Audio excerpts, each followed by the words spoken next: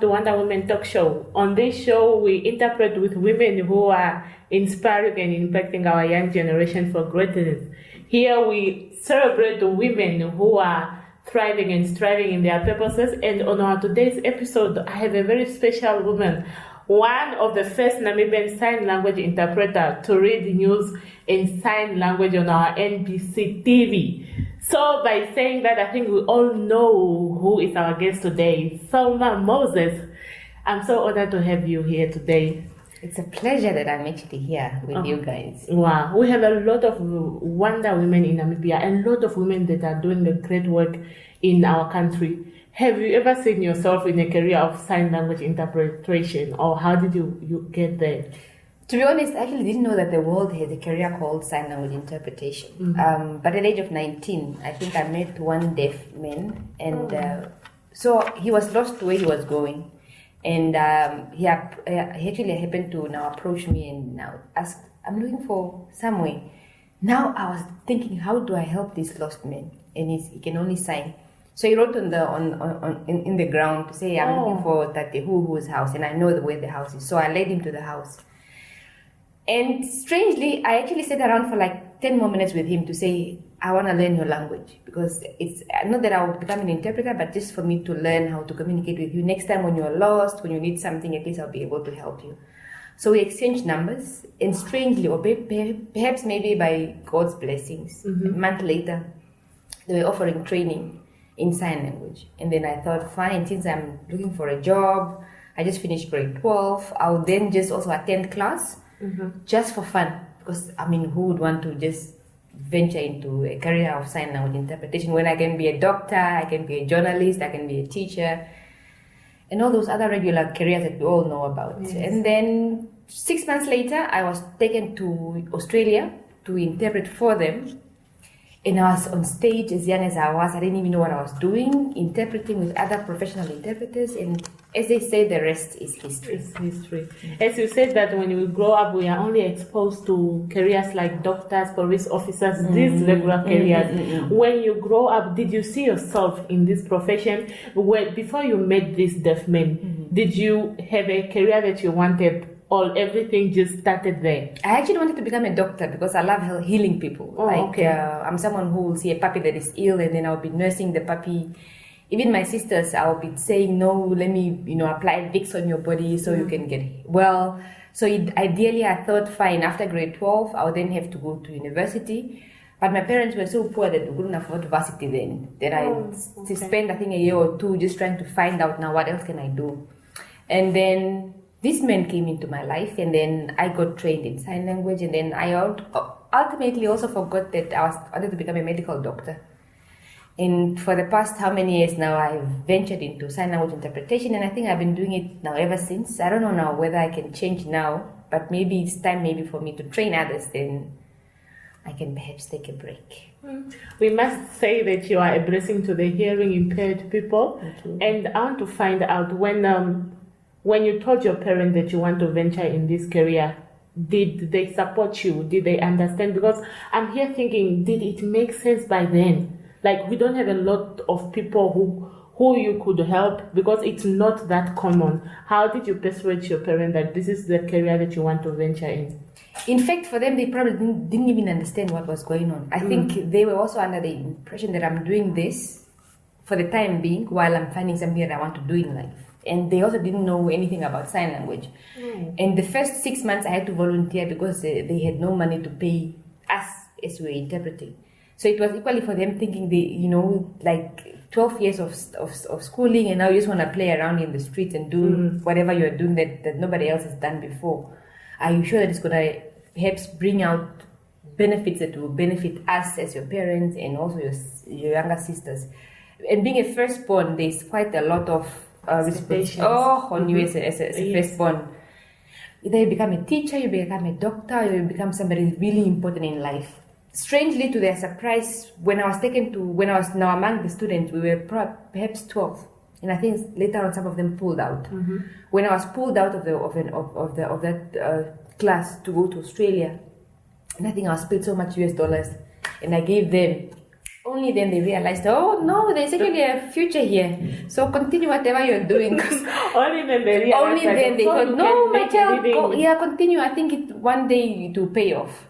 Do you think we have a lot of institutions that are giving courses and just classes on sign language interpretation? Unfortunately, not, because we are now offering the training at the Deaf Association. Oh, okay. And with limited resources, with limited time, with what we can, we are trying to actually now make bridging the gap, because there's a huge gap. We're actually busy trying to negotiate with UNEM and other institutions to actually start careers or courses, maybe short-term courses at the beginning, just in sign language. And then later on it develops into full courses. Yes, please. So the training is actually limited now. Apart from us that are giving training, I don't know anywhere else where you can train or you can learn to become a sign language interpreter. Being in this field of work, you most of the time you are so busy. Like now you just came in, you hardly get time, and you are a mother. How do you balance your life and to make sure that your child also receive the love that they deserve? At times I feel sorry for my children because I have actually 2 daughters. Okay. There are times when I realize I'm away from home so many times, and when I come home I'm tired. When I come home it's late. I'm just blessed to have smart children. They're able to do their homework on their own. They somehow get the schoolwork done, on their own. But that's the blessing now. But I think I need to find a way now because they will grow up so quickly. By the time I realize, they will say, "Mommy, you've never been there for me." So at times I go like, "Oh my God." I know I'm saving the nation. I know if without me, then the devil won't even be able to know that there's corona in the world. So, but I have realized that at times I forget that I'm a mother and I'm more of a servant to the deaf community. That I think after corona, I've been thinking, it was time for me to readjust and reset my whole time and my whole thinking. That I think I need to balance motherhood as well. I need to spend time with my children. I need to help them with their homework. It's not only about giving them sweets and whatever you got from the shop. I think it's also about that time and attention and nurturing them into beautiful, well-mannered young girls that they are. But I'm blessed that they are not so troublesome. I hardly find...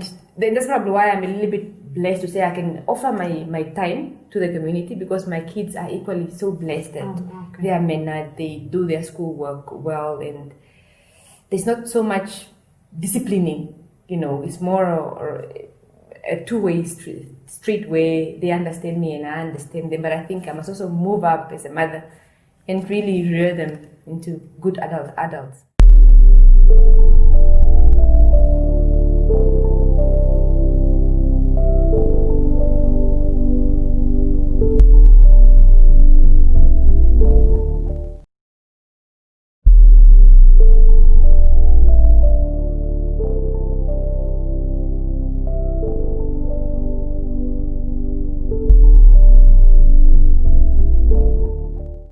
When the deaf people come to your house, do they come in what capacity? Do they have something that they want to discuss? Do they come for help? Or I want to understand something there. Or you told them that my house will be open anytime you people have something that you want to discuss about. Now I'm actually their best friend. I've become their best buddy. Whether it's to go to church, whether it's to go to a doctor's appointment, whether it's to go to a family meeting, whether it's to they just want to chat. Or perhaps they've seen something on television and there was no sign language, and they'll come and say, at 10 o'clock I saw something like this. Have you perhaps heard what it's all about? So I'm their best buddy. They come to me for anything else. We actually spend the whole time in my house when I'm free now and when they are free, just chatting and sharing worldviews and communicating. And in that, I also then broaden my language in science. My science also become a little bit much more better, because you can't learn everything in class. Yeah. So when they come, I socialize. I become part of them. And there are times when I realize that I'm actually surprised that I'm a bit vocal today, because many times I just want to use my hands, because that's what I do all the time. So they are friends of mine. We are actually like families now. They need a doctor's appointment, they'll pass by me and say, "Come, let's go." Or one of them is in hospital, I have to go there and then give the instructions to what they should do when they get home, when we know, like I remember there was one that was so ill that I had to actually go to the hospital in the morning, tell them what the doctor is telling them, go home and say, no, you're supposed to do this and this and this and that and this way. So they pop in anytime they feel like popping. They don't even think I'm coming to your house. I just say, oh, there's a knock. And if I'm home, that's how they actually socialize, because they wouldn't be able to go to anybody else who can't sign. That's very great. At least they have someone who makes them feel like they are part of our society. I think so. You have a unique gift. Thank you. Do you think that's your purpose? I think so now, because it has been 18 years, and mind you, I wanted to become a medical doctor. Oh. I would have probably somewhere along the way also left like everybody else, because we were 12 when we were trained first in class, and now you see we're only 4. And I actually thought that by the way, I'm also a media practitioner. I graduated with a degree in journalism. Oh. But somehow I also left journalism, and now I'm a full-time sign language interpreter. So which means probably this is a calling that God has given me. There are times when I think it's so hard. I don't have time for myself because then they want me all the time. Then I think, let me go back to do journalism, for instance, or let me just go study something else. And I realized a year goes by and I'm still doing interpretation. So maybe God is just telling me, hey, Moni, you're there, my child, you are there for a reason. And that reason is for helping, bridging the communication gap between the hearing and those that cannot hear. Because at the end of the day, most of the times we find ourselves where we never even saw ourselves we will be there. We will be making plans. I want to be a doctor, not knowing that at the end of the day, it's still God who has a plan for everything. Many people in Namibia are struggling on what career to take, what to study, and you even find them, some are quitting in third year, second years, changing courses here and then. Some are starting businesses and then they just quit. Like they are not yet sure exactly what to do. How do you stay focused and disciplined in your profession? And that's where I think God comes in, because it's easy to get distracted. There are times when I volunteer, many times I volunteer in my work. It's not that I always make money. So one would think you would go to a career that makes money. Like I would have become a PRO somewhere else, and it's easy money. Not necessarily that I'm saying there's not a lot of work, but compared to sign language interpreting, it's tasking, it's daunting. You need to be there mentally and physically. You need to be well to be able to convert the info into signs. And I love producing television shows. I would have actually thought, even when I was producing TV shows, I would still be interpreting part-time. So I realized I think it's God's intervention, because there has not been that strong urge to really dump them and just say, now find somebody else to interpret for you, I'm going to do something else. And I think many a times we get into careers probably by peer pressure, parental pressure, or you just don't know where to start. And I think it starts from school, high school. Career guidance is actually lacking. When I was growing up, I think there was now and then limited also career guidance. Very much. Yes. So I don't know now how it is now. Is there a lot of teachers that are guiding students to say you are good in mathematics, try and become a doctor. I don't think you are trying too hard with mathematics. Go and do home economics. You know, that is lacking in our society. And I think right now we are driven by money. I need to make money. I need to drive that car. I need to have a flat and move out of my parents' house.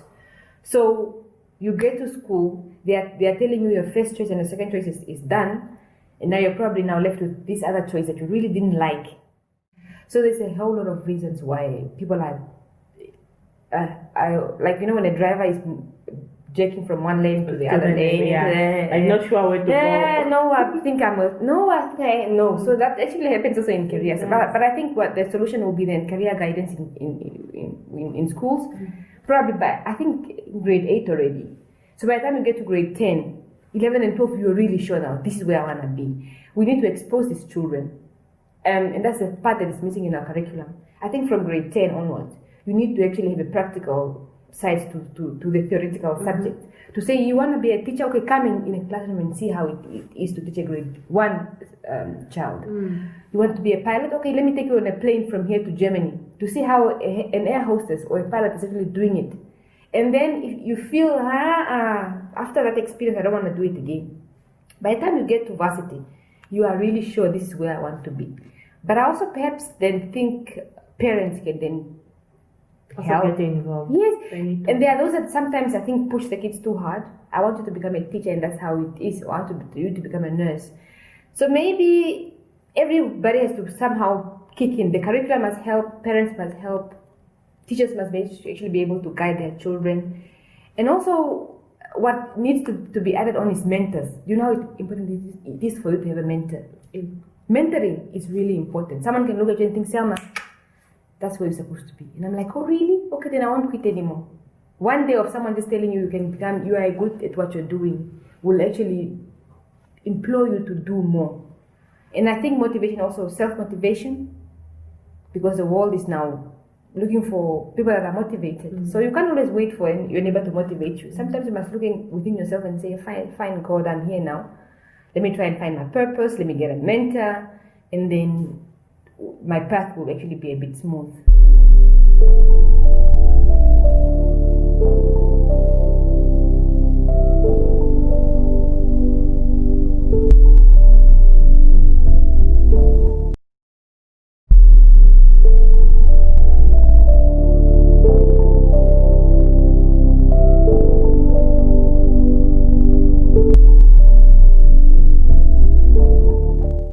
Speaking of the government and its role that it has to do in the community or bringing up a child into a right career, and now for the past thing that they have, no one should be left behind. What do you think is the missing link between, I'm just trying to figure out, you helping the hearing impaired people, where is the missing link from the government and the community side in regard to just to help the hearing impaired community, and what is that we need to improve to help these people, because they are part of our community and there's nothing we can do about them. Many of them actually feel left out because you find a lot of, apart from the four of us, you find a lot of meetings, a lot of workshops, a lot of trainings, a lot of media speeches that there are no sign language interpreters, or there's just no provision made for sign language. So you go to a hospital, you can't even tell the nurse. The nurse will probably be guessing. The liver, the tummy, is it burning or are you paining? So how would you conclude as a nurse? So there is a lot of that still has to be done. Many a times I know with deaf kids, they end up until grade 10. There's no grade 11 and grade 12 for them. So what happens to them? And then you find that they are taken from the deaf school, where there's purely just sign language, and into a mainstream school. And at times when they get there are perhaps no sign language interpreters. And government is not thinking of perhaps adding grade 11 and 12 at the schools where the deaf are, so they can just continue with the same environment and then branch onto university. And I was actually helping one deaf student who managed to finish his 4-year degree. Wow. I went through so many challenges. I had to volunteer because government was not willing to actually pay for a sign language interpreter. They probably didn't think a deaf person would be able to make it in varsity.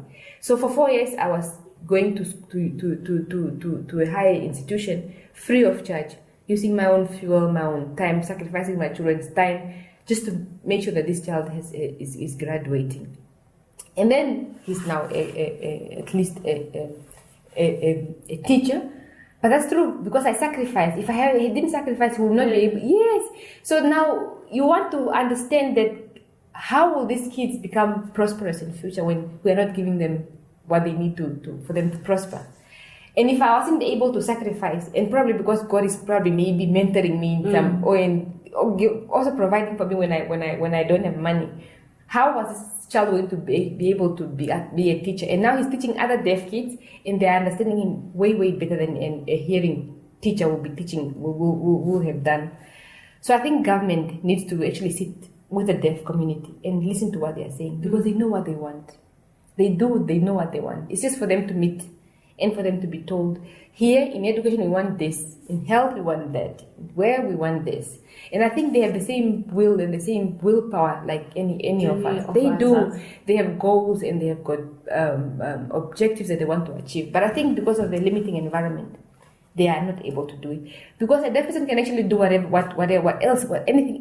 that you can do. The only thing is that they cannot now speak, but they can use their hand.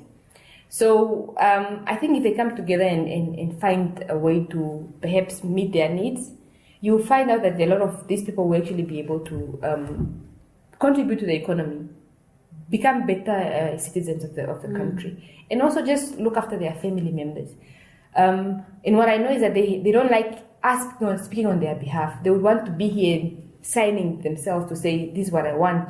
So if perhaps in your future program I'll invite me, I can invite a deaf woman, and then you can speak to them. Yes, you can speak to them. You'll be able to hear from the horse's mouth. But how will I be able to speak to them? I'll be here, she'll be here. You totally ignore me. You just look at her, and then whatever she's signing, I'll be telling you, yeah, what I want is what. And then what you're saying, I'll be signing, and then the two of you will be able to communicate. And you'll be able to hear from the horse's mouth exactly what is lacking in their community. I would love to do so. That would be brilliant. The graduate that you just spoke about, was there a time when she felt neglected? There was a time when I was so tired because I was like, shoot, my child, I don't know whether I'll be able to come this week because I don't have fuel, and I also need to go to the other job that I need to attend. Then he wrote a letter, and the letter got into wrong hands, and then he was almost expelled. But it was merely because he was trying to say, I need help. Ne? So if he has to come and share his story, you'll actually be surprised how this young boy managed, and he lived in an informal settlement, how he would walk without food and sometimes without anything on him to just come to school, and now he's a graduate. I think you must have him on the show too. And now he's a teacher. Oh God! And you must see how he now just feels every time he gets a salary. I see you are like, I'm like, oh my God! Out of his own accord, he's like, and he keeps on thanking me up until today. So I just want to cry. You should have him also. There's so much stigma and discrimination around our mentally and physically impaired people, and it's so bad. Just see how I even reacted when I say, how will I speak to I saw. How will I speak and I'm to telling you it's possible. Yeah, because that's how we limit ourselves. We think they are not capable of doing it. How should we deal with that? I think it's probably media that will take its role. Radio shows, television shows, newspaper articles. Even me, like I just raised awareness now that you can. Did.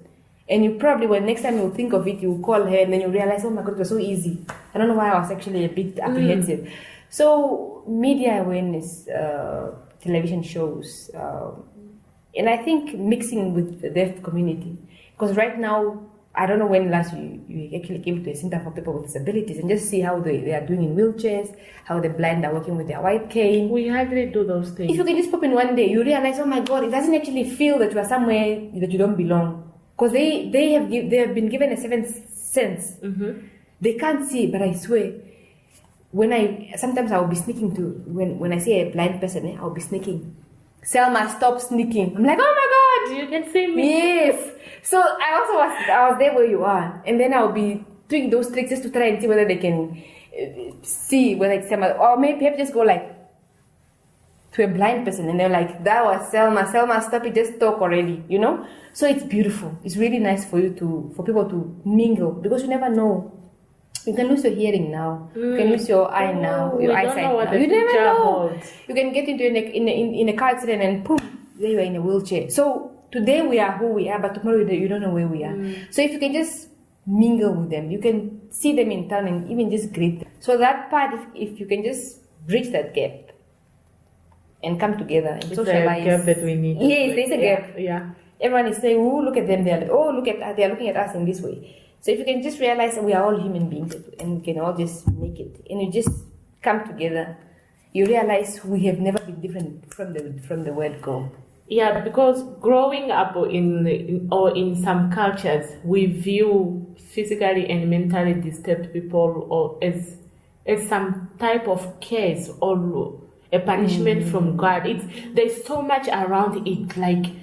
No, in their family, there's always someone like that. It's a case. They need to take away people's things. It's so much. Sometimes they think it's not normal. Like if you are born like that, then there's something. But you just mentioned something that it can happen to anyone. We don't know what the future.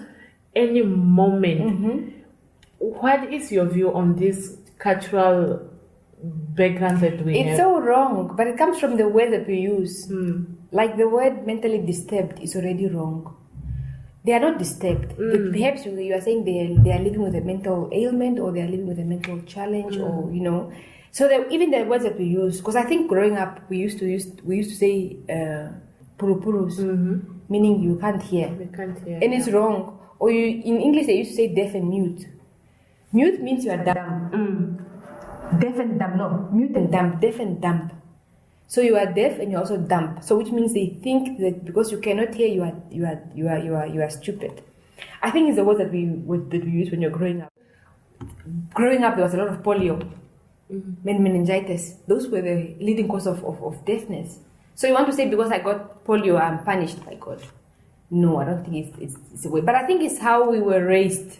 And I still talk about terminologies. We use the wrong terms for these people. Albinos, people living with albinism, you know what we use in our culture? They are called Omakishi. Yeah. But there's a story in our language that says Omakishi. There was a story of Omakishi, Makishtamato Katari, I know they are eating people. Now a child will see someone living with albinism. Oh my God, a kishi. A kishi in which term? But then if you look at someone living with albinism, they just don't have melanin. The substance that actually give us color is missing. Yeah. But otherwise they are normal human beings. But because of the story Kucha Makishi, you wouldn't want to say hi. You go like hi. Even hi will probably be running already. So the terminologies, the stories that we used to tell ourselves should change. To say it's not a curse, it's not someone a kishi, it's someone living with albinism. Because of the melanin that is lacking, doesn't mean that they are now a different of different make they are not as normal human beings as we are. If I just tell you, oh hi, that one a kishi, you want to say you want to become their friend tomorrow, you wouldn't. So if you can start with the awareness raising, to use the right terms, to know how to call them, to make them feel at home, I think eventually we'll realize I can give birth to a child that has got a disability. Doesn't mean it's a curse, it's just unfortunately that how nature happens. You said that we use wrong terminologies. Like when I started, I said mentally disturbed, and you said they are not disturbed. They are not. It's just an ailment that they have. They are intellectually challenged. It's a better word. It means that when you are mentally disturbed, it's even the word disturbed, even those with mental illness, and they go to the mental hospital, I think it's just that they have got that condition, a condition that they are suffering at that moment. But if you give them medication, you'll find that they will go back to their right frame of thinking. They just perhaps went a little bit overboard. But I don't think if you say mentally disturbed, it will augur well. Even if I tell you that person was hospitalized because something was wrong with their mental thinking or mental capacity, you probably think, oh, okay, maybe they were just a little bit stressed or depressed for that moment. But if I tell you, oh, he was mentally disturbed, tomorrow you wouldn't even want to greet them. You are scared they will harm you, you are scared they will... But it's really in the terminologies that we need to change. Because that word already will scare you, I swear. But I know we also didn't raise awareness as to how to call them. You don't call them deaf and dumb. You say deaf. You don't call them physically disabled. They are living with a disability. People with disabilities, whether it's now hearing, visually, sensory, or in other ways. Is there one thing that you want Namibia to know, or our Namibian community to know about how we should treat the physically and the mentally people with disability? Your final words to our viewers. Everyone needs to love, and everyone needs to be loved. You would be amazed at how you can make someone in a wheelchair perhaps just feel appreciated when you greet them. You don't have to look at them like, oh my God. But I think at the end of the day, as human beings, you and I, we just want to be appreciated. Hasho, we want to feel loved, to be nurtured, to know that you are somebody.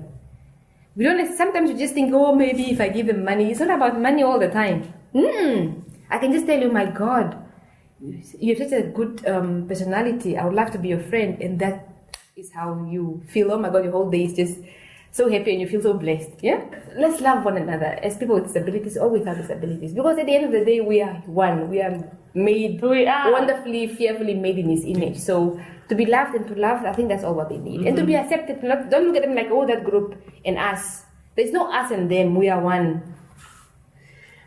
We have a lot of wonderful women in Namibia, a lot of women that are doing a very good work out there, and we hardly recognize them. If one could finish a university, because someone sacrificed their time, we can so much do well. Imagine if we are all doing a little that we can, and then we come together anyway, and then we will have a very good community. So until next time, see you.